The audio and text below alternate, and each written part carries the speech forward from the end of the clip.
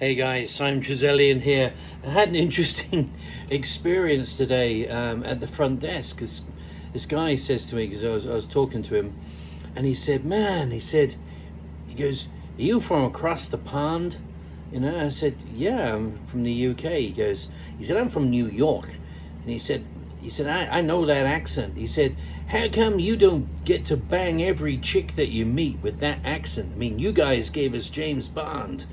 And I thought, isn't it bizarre the way that our accents, how we actually come across, can actually produce some different emotions. And it reminded me of a time, way back when I was in Hong Kong, about 93, I think it was, 93, 94.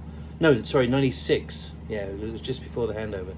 And I met this girl in the Kangaroo Pub, which was like an Aussie bar, and and I said, yeah, she was just gorgeous, drop dead gorgeous, perfect body. She just looked amazing. And I started speaking to her, and I said, "Well, where are you from?" And she goes, "I'm from Boston." I went, "Excuse me?"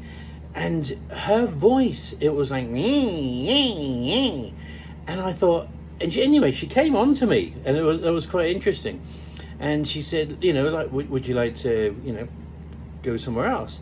And I thought, oh my God, if I get with this woman, if she, if we have sex and she has orgasms, it's going to sound like an unhinged dental drill. I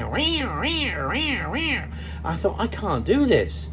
For the first time in my life, I had to forego what was basically, an easy lay, because I couldn't bear the thought of at some point I would actually have to talk to this girl.